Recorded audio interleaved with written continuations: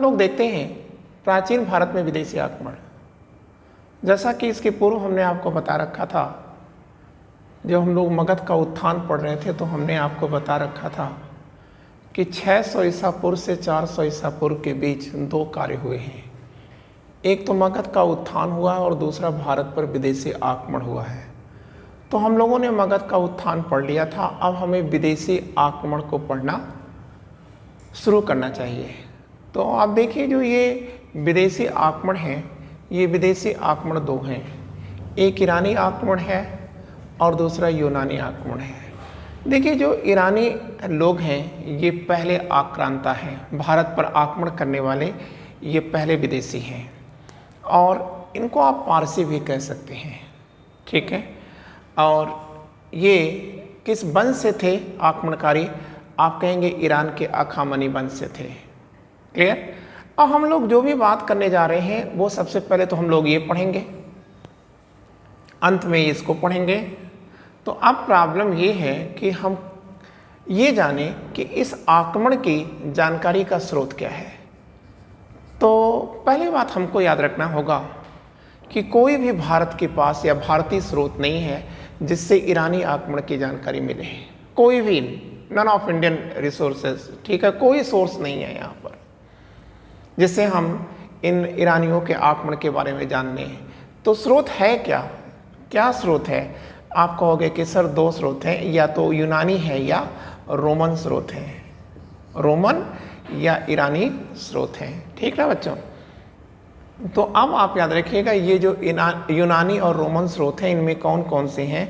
तो आप कहोगे कि सर एक इतिहास के पिता हेरोडोटस हैं और इनकी किताब हिस्टोरिका है, हिस्टोरिका है। हमने आपको पहले से ही बता रखा है कि हेरोडोटस भारत कभी नहीं आए हैं या सिंध कभी नहीं आए हैं। इन्होंने जो कुछ भी विवरण लिखा है उन्होंने स्काइलैक्स के विवरण के आधार पर लिखा है। अब ये स्काइलैक्स कौन है? आप कहेंगे अखामनी वंश का एक नाविक है, नेविगेटर है, ठीक है। तो आपने ये चीज़ जाना। और दूसरा क्या है? आप कहोगे कि प्लिनी की नेचुरल हिस्टोरिका है। प्लिनी की एक किताब है जिसका नाम है प्लिनी है ये, और इनकी किताब है नेचुरल हिस्टोरिका, ठीक है, नेचुरल हिस्टोरिका इनकी दूसरी किताब है। अब हम लोग तीसरी बात करते हैं, ठीक है, और वो किताब है स्ट्रैबो की। और स्ट्रैबो की किताब क्या है? तो आप कहोगे कि सर वो किताब है ज्योग्राफी, ज्योग्राफी है। और फिर एक और किताब है और वो है एरियन की किताब है, और एरियन की किताब है एनाबिसिस, एनाबिसिस है, क्लियर, एनाबिसिस। तो ये लिटरेचर्स हैं जिसके आधार पर हमें ईरानी आक्रमण की जानकारी मिलती है। अब देखिए कुछ अभिलेख भी हैं। तो वो अभिलेख कौन है जो हमें ईरानी आक्रमण की जानकारी देते हैं? तो आप कहिएगा कि सर 3 अभिलेख हैं। ये 3 अभिलेख कौन कौन से हैं? आइए हम लोग देख लेते हैं ये अभिलेख कौन कौन है। तो पहली चीज़ आप याद रखिएगा, यह ईरानी शासक, इसी का शासक है, ईरानी शासक डेरियस, जिसे हिंदी में हम लोग दारा कहते हैं, ठीक है, दारा। तो डेरियस के 3 अभिलेख हैं। ये कौन कौन अभिलेख हैं? तो आप कहेंगे एक अभिलेख है हमदान अभिलेख, हमदान अभिलेख, इसको हम लोग पर्सिपोलस भी कह सकते हैं, पर्सिपोलस भी कह सकते हैं, पर्सिपोलस अभिलेख। और या है, ठीक है ना। और दूसरी चीज़ है नक्श ए रुस्तम, नक्श ए रुस्तम, नक्श ए रुस्तम। और अंतिम जो है वो है बहिस्तान, बहिस्तान है या बेहिस्तान है, ठीक है, बहिस्तान अभिलेख। तो बच्चों आपको याद रखना होगा कि ये जो दोनों अभिलेख हैं इससे यह जानकारी मिलती है, ठीक है, कि डेरियस ने सिंध की विजय किया था, सिंध की विजय किया था, क्लियर, डेरियस ने विजय किया है सिंध की। और बहिस्तान से क्या जानकारी मिलती है आप कहेंगे कि डेरियस ने गांधार की विजय किया था। क्लियर? तो ये चीज़ें आपको मिल गई, स्रोत मिल गया। अब सवाल यहाँ पर है कि ईरानियों ने आखिर भारत पे आक्रमण किया ही क्यों? क्या जरूरत थी आपको भारत पर आक्रमण करने की? तो आप कहेंगे भारत की परिस्थितियाँ। तो आप एक चीज़ याद रखिएगा, देखिए पॉलिटिकली, राजनीतिक दृष्टिकोण से भारत की स्थिति कभी अच्छी नहीं रही है। तो आइए हम लोग देखते हैं ईरानी आक्रमण के कारण। ठीक है, आक्रमण का कारण क्या है ये हमने लिख दिया, ईरानी आक्रमण के कारण या का कारण क्या है। तो बच्चों देखो 3 पॉइंट दिखा दो आप। एक है जो नॉर्थ वेस्ट है या उत्तर पश्चिम हमारा हिस्सा है भारत का, था कभी, उसमें क्या था कि छोटे छोटे राज्य थे। ठीक है, और ये जो छोटे छोटे राज्य थे ये आपस में लड़ते रहते थे, इसलिए किसी भी महत्वाकांक्षी के लिए इससे अच्छी उपजाऊ भूभाग कोई नहीं मिलेगा या उर्वर भूमि कोई नहीं मिलेगा कि जब चाहो अटैक कर लो, जीत लो, ये आपस में लड़ी रहे। और दूसरा पॉइंट है, पश्चिम में अखामानी वंश ये पश्चिम एशिया में अपना विस्तार पूरा कर चुका था। तो ये कहाँ चाहता था विस्तार? अब ये पूर्व की ओर विस्तार करना चाहता था। ये आपके 2 पॉइंट हो गए। और अब जब यहाँ पश्चिम में पूरा ही हो चुका है तो अब ये पूर्व की ओर चाहेंगे। तीसरी बात है कि यह उत्तरापथ पर नियंत्रण करना चाहते थे, या अगर आप ये भी न करना चाहें तो आप कह सकते हैं कि यह सेंट्रल एशिया या मध्य एशिया के व्यापार पर एक अधिकार चाहते थे। क्लियर? और अब हमको क्या चाहिए, क्या जानना चाहेंगे कि आक्रमणकारी शासक कौन कौन हैं, मतलब ये ईरानी जो आक्रमणकारी हैं वे कौन कौन से हैं। तो आइए हम लोग देख लेते हैं कि जो ईरानी आक्रमणकारी हैं ये कौन कौन हैं। तो बच्चों हम लोगों ने लिख लिया आक्रमणकारी शासक, ईरानी आक्रमणकारी शासक, आक्रमणकारी शासक। तो देखो आप एक पहला पॉइंट कर लो। ठीक है, पहला पॉइंट लिखा आपने कि साइरस है। साइरस आक्रमणकारी, ईरान का पहला शासक कौन है आज जिसने भारत पर आक्रमण किया है? तो आप कहेंगे साइरस है। साइरस को हिंदी में कुरुस भी कहते हैं, कुरुस। अब यहाँ पर रुक जाइए, आप ये कह दीजिएगा यह विवादास्पद विषय है कि इसने भारत पर कभी आक्रमण किया है या नहीं किया है, यह विवादास्पद है। ठीक है, क्यों विवादास्पद है? क्यों विवादास्पद है? आप कहेंगे जो रोमन इतिहासकार हैं, इनका कहना है कि साइरस ने जेड्रोसिया के रेगिस्तानों से होकर के यह भारत पर आक्रमण किया था। ठीक है, जबकि मेगास्थनीज, ठीक है, क्या कहता है? मेगास्थनीज और नियार्कस ने लिखा है कि साइरस ने कभी भारत पर आक्रमण नहीं किया है। ठीक है, तो ये विवादास्पद विषय है। ठीक है, फिलहाल इसे छोड़ दीजिए आप। और अब आप आइए भारत पर किसने आक्रमण किया जिससे दुनिया मानती है, जिसका अभिलेखी साक्ष्य भी है। ठीक है, तो वह कौन है? आप कहेंगे डेरियस है।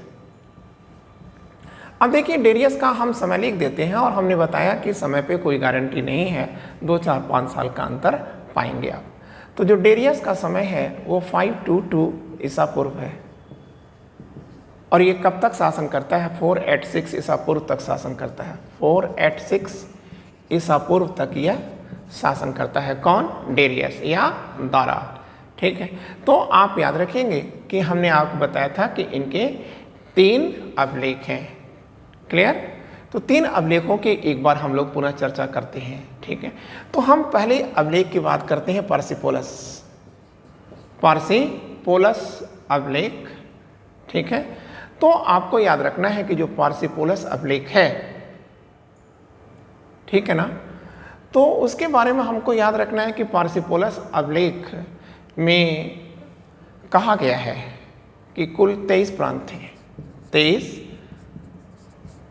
प्रांत थे किसके? अखामानी वंश में कुल 23 प्रांत थे, जिसमें एक जो प्रांत था वह हिंदू प्रांत था। वह एक प्रांत हिंदू प्रांत था। अब यहाँ हिंदू प्रांत कहने से हिंदू का मतलब है सिंध से, यह है सिंध से इसका लेना देना है। और अब हम लोग देखेंगे बहिस्तान अभिलेख। बहिस्तान अभिलेख में एक चीज लिखी गई है, क्या लिखा गया है? तो आप कहेंगे बहिस्तान अभिलेख में उल्लेखित है कि सतुंग गदर ये किसके अधीन था? सतुंग गदर, ठीक है, ये डेरियस के साम्राज्य में था। अब ये सतुंग गदर का संबंध किससे स्थापित किया जाता है? आप कहेंगे सप्त सिंधु प्रदेश से स्थापित किया जाता है। किससे? सप्त सिंधु प्रदेश से किया जाता है। और वो लिटरेचर कौन है जिससे ये सिद्ध होता है कि सिंध अखामनी साम्राज्य का एक भाग था? तो आप कहोगे कि सर हेरोडोटस ने अपनी किताब हिस्टोरिका में सिंध को अखामनी वंश का 20वां प्रांत बताया है। कौन सा प्रांत बताया है? 20वां प्रांत बताया है। बस आपको इससे ज़्यादा जानकारी नहीं मिल पाएगी, ठीक है। अगर कोई जानकारी आपको मिलती है तो आप याद रखिएगा वो मैटर प्रमाणित नहीं है, ठीक है। और हाँ, एक चीज़ आप और जोड़ सकते हैं यहाँ पर कि हेरोडोटस ने अपनी किताब हिस्टोरिका में लिखा है कि डेरियस ने स्काईलैक्स को सिंध मार्ग का पता लगाने के लिए भेजा था। किसको? स्काईलैक्स को निर्देशित किया था कि आप सिंध से ईरान आने के मार्ग की तलाश करें, और इसने तलाशा भी था। और अब इसके बाद जो डेरियस के बाद जो शासक आएंगे, उनके उत्तराधिकारी आएंगे, उसमें एक आएगा जरक्सीज आएगा। अब अगर हम जरक्सीज को और नामों से जानें तो आप कहेंगे कि सर जरक्सीज को और क्या कहा जाता है? तो आप कहेंगे छयार से भी कहा जाता है, छयार से भी कहा जाता है। बस हमको एक चीज़ याद रखना है, ठीक है, कि जो जरक्सीज है, ठीक, इसके जो इसने परिचय तो आप ये याद रखिएगा कि इसने कब से कब तक शासन किया है। तो आप कहेंगे कि सर लगभग 20 साल तक शासन है इसका। 486 से उठा लीजिएगा और 465 कर लीजिए, ठीक है। 65 क्या, ईसा पूर्व तक इन्होंने शासन किया है। ईसा पूर्व तक इनका शासन है। क्लियर हो गया। और अब हम लोग एक चीज़ और जानते हैं, ठीक है, कि इनके दरबार मतलब ये जो है जरक्सीज क्या हैं, तो आप धार्मिक दृष्टिकोण से बात करते हैं कि जरक्सीज अहुर मजदा के उपासक थे। अहुर मजदा के उपासक थे, ठीक है। और अहुर मजदा का विवरण कहाँ दिया गया है? तो आप कहेंगे पारसियों का धर्म ग्रंथ क्या है? जिंद अवेस्ता है, और उसी में, ठीक है, अहुर मजदा देवता का विवरण दिया गया है। तो जब ये अहुर मजदा के उपासक थे, तो जब ये सिंध में आते हैं, अपना साम्राज्य स्थापित करते हैं, तो ऐसी स्थिति में क्या होता है? ऐसी स्थिति में यहाँ के मंदिरों को, जो छोटे छोटे देवालय थे, ठीक है, देव मंदिर थे, उन सबको इन्होंने नष्ट कर दिया है। अब जरक्सीज का जो उत्तराधिकारी आते हैं वो कौन है? तो आप कहेंगे जरक्सीज हैं। इनके जो उत्तराधिकारी हैं, जरक्सीज के उत्तराधिकारी हैं, ये कौन है? तो आप कहोगे जरक्सीज क्या फर्स्ट है? इनके बारे में कोई जानकारी नहीं। हाँ, हमको थोड़ी सी जानकारी मिलती है, जरक्सीज सेकंड के बारे में जानकारी मिलती है। क्या जानकारी मिलती है? तो आप कहेंगे इसको हटा देते हैं, इसको यहाँ ला देते हैं। तो जरक्सीज जो है, जरक्सीज गलत लिख दिया, जरक्सीज सेकंड, ठीक है। तो अब जरक्सीज सेकंड का जो राजवैद्य है वो कौन है?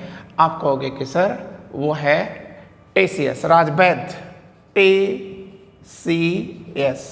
लेकिन आपको याद रखना होगा कि उत्तर प्रदेश लोक सेवा आयोग ने अपनी जो परीक्षा ली है उसमें टेसियस नहीं पूछा गया है, उसमें उन्होंने क्या पूछा?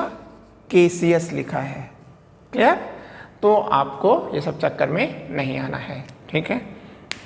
तो ये क्या लिखते हैं, टेसियस या केसियस क्या लिखते हैं, उनका लिखना है कि हमारे राजा ने मतलब अर्टजेरक्सीज ने सिंध से कर और उपहार प्राप्त किया है, मतलब कर भी वसूला है, टैक्स भी वसूला है और उपहार भी प्राप्त किया है।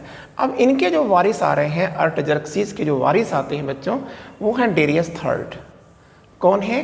तो आप कहोगे कि सर वो हैं डेरियस थर्ड।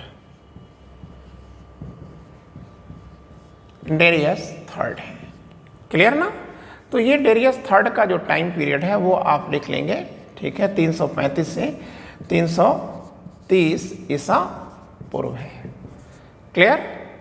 अब देखिए यह अखामनी वंश के अंतिम, ठीक है, चिराग हैं या अंतिम शासक हैं, ठीक है। क्यों हैं? क्योंकि सिकंदर ने, यूनानी शासक सिकंदर ने इनके ऊपर आक्रमण किया था और आक्रमण करने के बाद इन्होंने क्या किया था, सिकंदर और डेरियस थर्ड के बीच, ऐसे लिख लीजिएगा, डेरियस थर्ड और इनके बीच 330 ईसा पूर्व में एक युद्ध होता है। उस युद्ध का नाम क्या है? अराबेला है।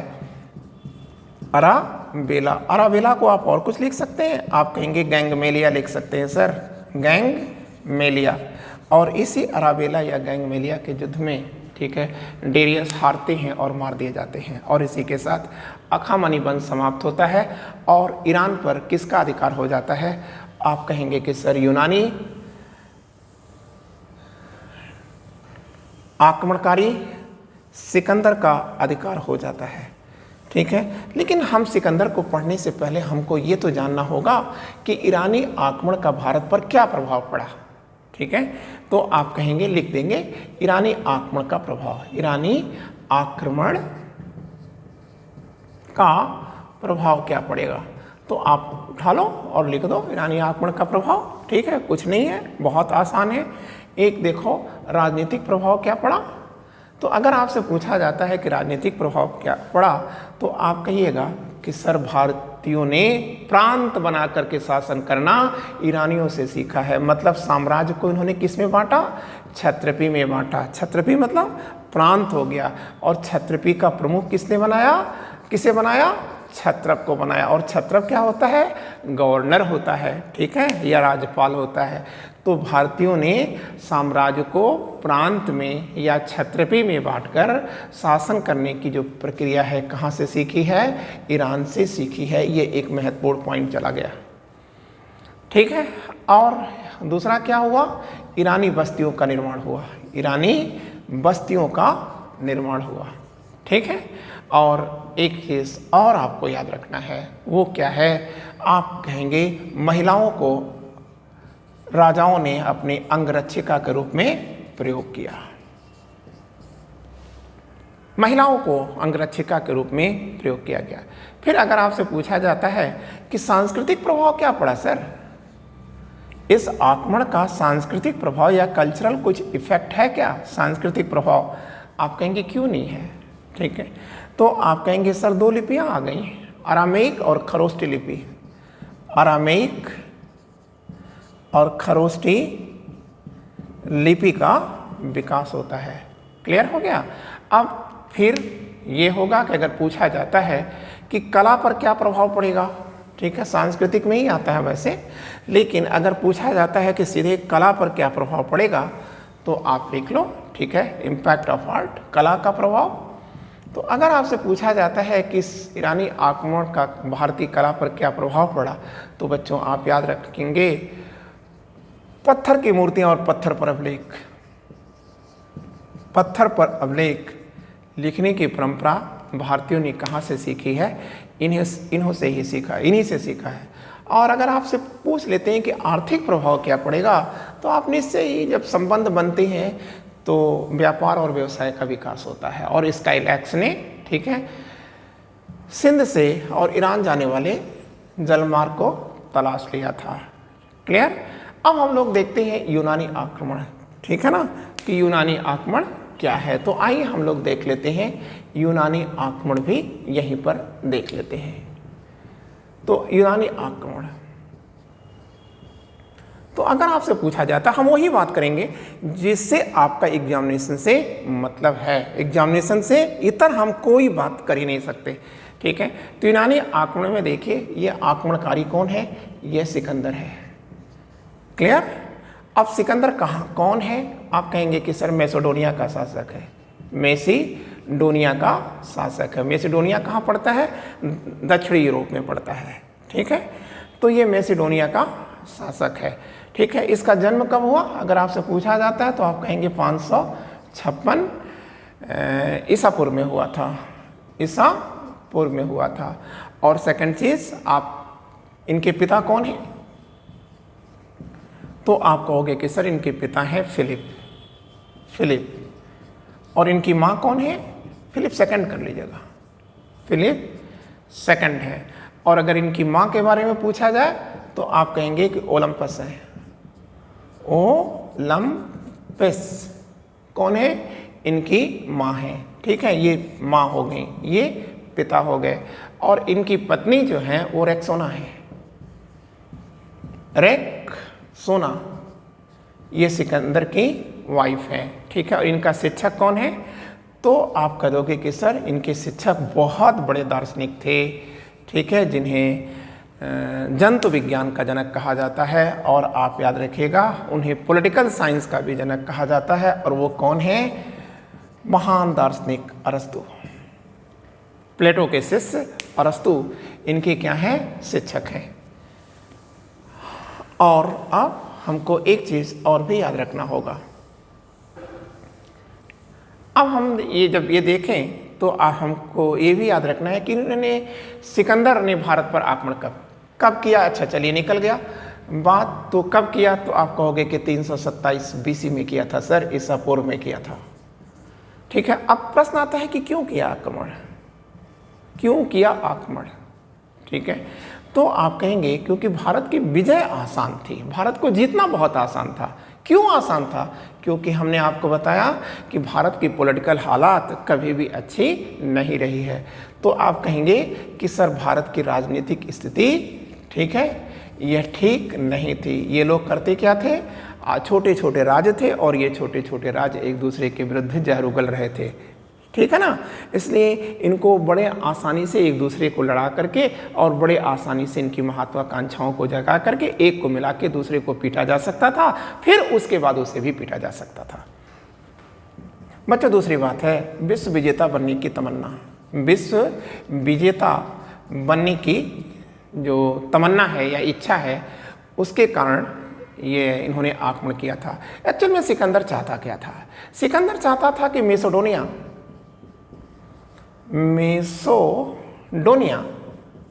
से हम किसको जीतेंगे? तो उसका कहना था कि हम मैसेडोनिया से यूनान को जीतेंगे। और यूनान से किसको जीतेंगे? तो उनका कहना है कि यूरोप को जीतेंगे, यूरोप को जीतेंगे। और यूरोप को जीतने के बाद हम पूरे विश्व को जीत लेंगे। मतलब मैसेडोनिया से यूनान को, यूनान से यूरोप को और यूरोप से विश्व को जीतने की इच्छा थी। किसकी? सिकंदर की। क्लियर? और अब हम लोग देखेंगे, ठीक है, धन प्राप्ति की इच्छा, ठीक है। तो देखिए उस जमाने में भारत काफी समृद्धशाली देश हुआ करता था। ऐसा नहीं कि आज समृद्ध नहीं है, समृद्ध आज भी बहुत है, ठीक है। लेकिन ये जो हमारी समृद्धि है वो दिखती क्यों नहीं है? दो कारण हैं। समृद्धि जो वर्तमान भारत है, अगर उसकी समृद्धि दिखती नहीं तो उसका दो कारण हैं। एक तो हमारा जनसंख्या विस्फोट और दूसरा हमारे यहाँ व्याप्त भ्रष्टाचार, ठीक है। तो ऐसी स्थितियों में हमें वो दिखता नहीं है। तो भारत उसमें भी क्या था? तो आप कहोगे कि सर बहुत ही रिचेस्ट था। तो इसलिए सिकंदर जो है भारत को प्लैंडरिंग करके, भारत को लूट करके क्या करना चाहता था? संपत्ति का अर्जन करना चाहता था, ठीक है। और अब आप ये देखेंगे कि एक और था कि भारत से, या कह सकते हैं कि तक्षशिला का एक शासक था आम्भी बहुत बड़ा देशद्रोही था ये, ठीक है। और इस आम्भी ने भी क्या किया था? सिकंदर को आक्रमण करने के लिए इनवाइट किया था। तो कोई भी समझदार आदमी होगा तो वो समझ ही लेगा कि यार जिस देश में, ठीक है, लोग अपने स्वार्थ को पूरा करने के लिए पूरे देश को लुटवाने की तमन्ना रखते हैं, तो वहाँ तो जीतना आसान होगा ना। तो इसलिए उन्होंने, ठीक है, भारत पर आक्रमण किया था। अब सवाल यहाँ पर है कि भारत पर आक्रमण कब हुआ, तो हमने कहा था आपसे, कब भारत पर आक्रमण कब हुआ, तो हमने कहा 327 ईसा पूर्व में, या BC लिख देते हैं, BCE लिख देते हैं, ठीक है, BCE में हुआ है। कैसे हुआ है, तो अगर आपसे पूछा जाए कैसे हुआ, तो आप कहेंगे कि सिकंदर सबसे पहले काबुल आता है, ठीक है। काबुल में करता क्या है कि अपनी फौज को ये 2 भागों में बांट देता है, ठीक है। एक भाग को सौंप देता है हाफिस्तियन के नेतृत्व में, और दूसरे भाग को सौंपता है परदिक्स के नेतृत्व में, ठीक है। हाफिस्तियन और परदिक्स के नेतृत्व में यह कर देता है, ठीक है। तो ये जो फौज आएगी, इसको निर्देश दिया कि आप कहाँ जाओगे, तो इनको निर्देश था कि आप खैबर दर्रे को पार करो, खैबर दर्रे को पार करो, और खैबर दर्रे को पार करके आप तक्षशिला में जाओ। लेकिन आप याद रखिएगा कि स्वयं सिकंदर इनके साथ नहीं है, सिकंदर इनके साथ नहीं है। सिकंदर किसके साथ है, तो आप कहेंगे कि सिकंदर तो स्वयं स्वात घाटी से होते हुए, सिकंदर स्वात घाटी, स्वात वैली, आज भी आप जानते हैं कि पाकिस्तान की जो स्वात वैली है या स्वात घाटी है, ये काफ़ी डिस्टर्ब है, ठीक है, और ये कभी भी, ठीक है, अलग होने की, पाकिस्तान से स्वतंत्रता के लिए लड़ रही है। तो ये जो स्वात घाटी है, यहीं से सिकंदर आ रहा है, ठीक है। अफगानिस्तान और पाकिस्तान की सीमाओं पर स्थित है स्वात घाटी, ठीक है, और यहीं से सिकंदर आता है, और ये कहाँ पहुँचता है, पश्चिमी गांधार में पहुँचता है, पश्चिमी गांधार में पहुंचता है। कौन, सिकंदर पहुंचता है। अब हमको ये देखना है कि सिकंदर ने क्या क्या युद्ध किए हैं, क्या क्या इसने वॉर किया है। तो आइए हम लोग देखते हैं कि सिकंदर के युद्ध कौन कौन हैं। तो सारे युद्धों को जानने की जरूरत नहीं है, हम देखेंगे कि उन्होंने कौन कौन से प्रोमिनेंट युद्ध किए हैं 19 महीने तक, ठीक है। सिकंदर भारत में कितने दिनों तक रहे थे, तो आप कहोगे कि 19 महीने तक रहे हैं। तो सिकंदर का पहला विरोध किसने किया था, अशोकों ने किया था, क्लियर। और अशोकों में क्या था कि अशोकों का जो किला है मत्सज्ञ के नाम से जाना जाता था, और अशोक हारते हैं और मत्सज्ञ के किले पर अधिकार कर लेते हैं, ठीक है। इसके बाद अशोकों के बाद किससे होता है, नीसा से युद्ध होता है। तो नीसा ने क्या किया, जो नीसा राज था, इसने सिकंदर के सामने आत्मसमर्पण कर दिया था, और ये कहा था कि सर आप भी डायनोसियस के उपासक हैं, डायनोसियस के उपासक हैं, मतलब शिव के उपासक हैं, और हम लोग भी डायनोसियस के उपासक हैं। तो ऐसी स्थिति में, ठीक है, इन दोनों ने क्या किया, नीसा पहला राज्य है जिसने सिकंदर की अधीनता को स्वेच्छा से स्वीकार कर लिया था। लेकिन सिकंदर का सबसे बड़ा विरोध कठों ने भी किया था, कठों ने किया, और कठों के मारे जाने पर जो इनकी पत्नियां हैं, अर्थात कठनियां हैं, कठिनियां, तो इन कठनियों ने क्या किया था, मतलब इनकी पत्नियां कठनियों, ठीक है ना। तो कठनियों ने क्या किया था, सती व्रत का पालन किया था, सती हुई थी ये। इसके बाद देखिए सिकंदर चलते चलते तक्षशिला आ गया, तक्षशिला आ गया, और तक्षशिला का जो शासक है आम्भी है, और आम्भी ने क्या किया, ये भी सिकंदर की अधीनता को स्वीकार कर लेता है, ठीक है। फिर सिकंदर पुष्कलावती आता है, पुष्कलावती आता है, और पुष्कलावती में किसका शासन था, अष्टकों का शासन था। लेकिन अष्टकों का शासन है और अष्टक भी पराजित हो जाते हैं, ठीक है ना। और फिर अब आप कहेंगे, क्लियर, पंजाब का एक शासक है और वह है पोरस। तो आप कहेंगे पोरस से युद्ध, ठीक है ना बच्चों, पोरस से युद्ध। पोरस कहाँ का है, पंजाब से है, ठीक है। और आप याद रखिएगा पोरस और सिकंदर के बीच, सिकंदर के बीच जो युद्ध होता है ये कब होता है, आप कहोगे 326 में होता है, 326 ईसा पूर्व में होता है सर, ठीक है ना। और इसे किस नाम से जाना जाता है? इस युद्ध का नाम क्या है? आप कहोगे कि सर इस युद्ध का नाम है हाइडेस्पीस का युद्ध, ठीक है, या कर लो आप हाइडेस्पीस का युद्ध या बितस्ता का युद्ध। बितस्ता का युद्ध, बितस्ता किस नदी का नाम है? आप कहोगे झेलम नदी का नाम है। और इसमें कौन हारता है? आप कहेंगे पोरस हारता है, ठीक है। और इसमें जब पोरस आत्मसमर्पण कर जाता है, क्लियर, तो सिकंदर मतलब घायल होकर के उसकी आंख में तीर लगता है, ठीक है। और ऐसी स्थिति में पोरस जो है घायल होकर के गिर जाता है और फिर वो आत्मसमर्पण करता है। तो उस समय सिकंदर ने पोरस से पूछा था कि बताओ तुम्हारे साथ कैसा व्यवहार किया जाए। तो उसने कहा था कि जैसे एक राजा दूसरे राजा के साथ करता है वैसे ही व्यवहार करो, ठीक है। तो सिकंदर जो है पोरस से काफ़ी खुश होता है, उसकी वार्तालाप, उसकी वाकुपट्टता से खुश होता है। और फिर ये दोनों सिकंदर और पोरस एक दूसरे के दोस्त हो जाते हैं। अब पोरस की विजय के बाद सिकंदर ने क्या किया था? तो आप कहेंगे ठीक है, 2 शहरों की स्थापना किया था। एक निकाया नामक एक शहर बसाया था और दूसरा बुकेफल नाम का एक शहर बसाया था, बुकेफल। तो बच्चों एक बात याद रखना है कि जो बुकेफल है, ठीक है, यह सिकंदर के घोड़े का नाम है। सिकंदर का घोड़ा यही मरा था और उसी की याद में यह शहर बसाया गया है बुकेफल, ठीक है। लेकिन आप याद रखिएगा कि सिकंदर की फौज पोरस को तो जीत चुकी थी और पोरस को जीतने के बाद इनकी फौज उत्तर भारत में बढ़ना चाहती है, उत्तर भारत की ओर बढ़ना चाहती है। लेकिन जब ब्यास नदी पर सिकंदर की फौज पहुंचती है तो इसने ब्यास नदी के तट से ही आकर के कह दिया कि वह अब आगे नहीं बढ़ेगी। अब सवाल यहाँ पर है कि आखिर सेना ने ऐसा क्यों कर दिया? सिकंदर की फौज ने आगे बढ़ने से मना क्यों कर दिया? तो आप कह दोगे कि सर क्योंकि भारतीय जलवायु इन सैनिकों के अनुकूल नहीं थी और यह लोग ज़्यादातर बीमार थे। एक तो रीजन ये हो गया। दूसरा रीजन क्या है बच्चों? ठीक है, उत्तर भारत में नंदों की एक बहुत बड़ी फौज थी और इस फौज की संख्या को सुनकर, इसकी शक्ति को सुनकर के, ठीक है, ये सिकंदर की फौज ने अपने आत्मविश्वास को खो दिया, डर गए, ठीक है। उसके बाद ये भी आप याद रखिएगा कि सिकंदर के सैनिकों की संख्या बहुत कम हो गई थी। सैनिकों की संख्या भी कम हो गई थी। क्यों कम हो गई थी? तो आप कह देंगे कि सर क्योंकि कुछ मार दिए गए थे और कुछ अपंग हो गए थे। क्लियर? बहुत कुछ चाहता है सिकंदर, बहुत कुछ चाहता है कि उसके सैनिक आगे बढ़ें, युद्ध करें।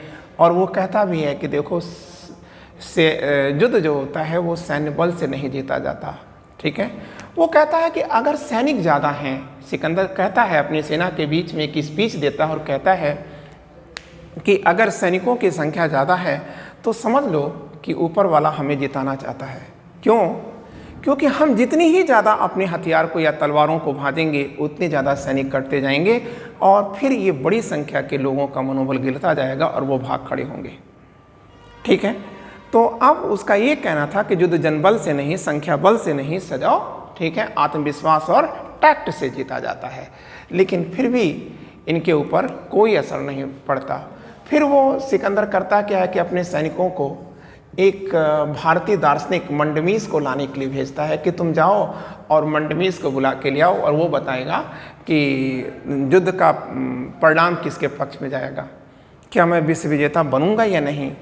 तो मंडमीस को बुलाता है और वो कहता है कि वह विश्व विजय का सपना लेकर यहाँ आया है, आप बताओ कि क्या मैं विश्व की विजय कर लूँगा। तो मंडमीस कहता है कि आप जिस जमीन पे खड़े हो, जहाँ पर खड़े हो वो अभी आपकी नहीं है, ठीक है, क्योंकि मनुष्य एक सीमित है और सीमित मनुष्य असीम पर अधिकार कैसे कर सकता है। क्लियर? तो और ऐसी स्थिति में उसकी सेना का मनोबल बुरी तरह से टूट जाता है और इसी मंडमीस को लेकर के सिकंदर यूनान को वापस गया था। और अब इनकी जो वापसी यात्रा शुरू होती है वो कैसे होती है? तो आप कहेंगे कि सिकंदर की जो वापसी यात्रा शुरू होती है बच्चों, वह जलमार्ग से होती है, मतलब 2 रास्तों से होती है। 2 ही रास्ते ही थे, जलमार्ग और थलमार्ग से शुरू होती है। तो जलमार्ग से सिकंदर की फौज जा रही है किसके नेतृत्व में? आप कहेंगे नौसेनापति या एडमिरल नियार्कस के नेतृत्व में जा रही है। और थलमार्क की सेना किसके नेतृत्व में जा रही है? क्रेटियस के नेतृत्व में जा रही है। और सिकंदर किसके साथ जा रहा है? क्रेटियस के साथ जा रहा है। लेकिन अफसोस कि सिकंदर जैसे ही बेबीलोन की घाटी में सूसा पहुंचता है, वैसे ही 323 ईसा पूर्व हो चुका है। और 323 ईसा पूर्व में सिकंदर यहीं पर बीमार होकर के मर जाता है। कहीं कहीं लिखा है कि उसके सैनिकों ने ही उसकी हत्या कर दी थी। खैर ये सब आपका कोई मतलब नहीं है, बस आप याद रखिएगा कि सूसा में सिकंदर की मृत्यु होती है। और अब हमको ये देखना है कि ये जो यूनानी आक्रमण आता है, इस यूनानी आक्रमण का क्या प्रभाव पड़ता है। तो बच्चों आप याद रखिएगा, आक्रमण का प्रभाव ये लिखा है हमने, ये देखिए लिख दिया, ईरानी आक्रमण का प्रभाव, ठीक है। इम्पैक्ट ऑफ यूनानी या ग्रीक इन्वेजन, ठीक है। तो आप कह देंगे कि सर फर्स्ट प्रभाव पड़ता है कि दो प्राचीन सभ्यताओं का आपस में समागम होता है। दो प्राचीन सभ्यताएं, ठीक है, सभ्यताओं का मिलन होता है। क्लियर? और दूसरी बात ये भी आप याद रखिएगा कि भारतीयों ने ये सीख लिया था कि संघीय शक्ति, मतलब उन्होंने एकता के महत्व को समझा था। भारतीयों ने एकता के महत्व को समझा था। क्लियर? और तीसरी बात आप याद रखेंगे, भारत में यमन बस्तियां स्थापित हुई थी। भारत में यमन बस्तियां स्थापित हुई, ये भी आपने सीख लिया। और बच्चों एक चीज़ और भी आपको जानना है, और वो क्या है? तो आप कहेंगे कि कला की गांधार शैली का विकास होता है। और इसके साथ एक बात आप और याद रखेंगे, ग्रीक लिपि भी उत्तर पश्चिम में प्रचलित होती है। और सेना के क्षेत्र में क्या बड़ा प्रभाव आ रहा है? आप कहेंगे हाथी सेना का या हस्ती सेना का महत्व समाप्त हो रहा है, और इसके स्थान पर अश्व का महत्व बढ़ता है। अश्व का मतलब घोड़े का महत्व बढ़ता है। फिर एक और इम्पैक्ट आएगा, वो क्या है? भारत की आयुर्वेद और यूनानी जो चिकित्सा की थेरेपी है या पद्धति है, ठीक है, उससे इन दोनों का मिलन होता है। क्लियर? लेकिन हमें एक बात और याद रखना होगा, एक बहुत दुर्भाग्यशाली बात हो रही है। ये जो खैबर मार्ग है या खैबर दर्रे का जो मार्ग है, इससे दुनिया के लोग परिचित हो गए। और इसी मार्ग से कालांतर में, ठीक है, शकों ने, होड़ों ने, पार्थियन ने, पहलों ने, ठीक है, सब ने इसी मार्ग का प्रयोग करते हुए भारत पर आक्रमण किया था। मतलब खैबर जो दर्रा है, ये दुनिया को दिखा दिया किसने? सिकंदर ने दिखा दिया था। और एक और बड़ा बात है, और वो कह देंगे कि नियार्कस जो एडमिरल है सिकंदर का, इसी नियार्कस ने क्या किया था? एक काम कर दिया था। वो क्या कार्य कर दिया था? उसने सिंध नदी के मुहाने से, कराची में गिरती है सिंध नदी अरब सागर में, तो सिंध के मुहाने से लेकर के और कहाँ तक? आप कहेंगे फरात नदी के मुहाने तक के मार्ग को तलाश लिया। और इस प्रकार से उसने एक शानदार जल मार्ग को तलाश लिया था। ठीक है बच्चों? और हमें एक चीज़ और जानना होगा, ठीक है, वो है उलुक प्रकार के सिक्के किसने जारी किया है? तो आप कह दोगे कि सर उलुक प्रकार के सिक्के सिकंदर के या यूनानियों ने ही जारी किया है। लेकिन आप याद रखेंगे कि ये जो सिकंदर के जो कालीन जो यूनानी आक्रमण है, यह भारत में कोई राज्य स्थापित नहीं कर पाएगा। क्यों नहीं कर पाएगा? क्योंकि उत्तर में नंदों के विनाश के बाद एक ताकतवर साम्राज्य का उदय हो गया था। और वह साम्राज्य किसका था? तो आप कहेंगे मौर्यों का साम्राज्य था। और मौर्य में जब तक मौर्य शासन करते रहे, ठीक है, तब तक ये यूनानी लोग उत्तर पश्चिम में अपनी बस्तियों में रहते रहे। लेकिन जैसे ही इनके यहाँ कमज़ोर शासक आने लगे, क्लियर, तो वैसे ही यूनानियों का आक्रमण शुरू हुआ और यही यूनानी जो भारत में मौर्यों के बाद अपना राज्य स्थापित करते हैं, उन्हीं को हम लोग कहेंगे हिंद यमन या इंडो ग्रीक। तो ठीक है बच्चों, आपको ये मैटर समझ में आ गया होगा। अब हमारा जो अगला टॉपिक आएगा वो आप समझ चुके हैं कि वो बहुत महत्वपूर्ण टॉपिक आने जा रहा है और वो है मौर्य डायनेस्टी। थैंक यू बच्चों, wishing you all the luck.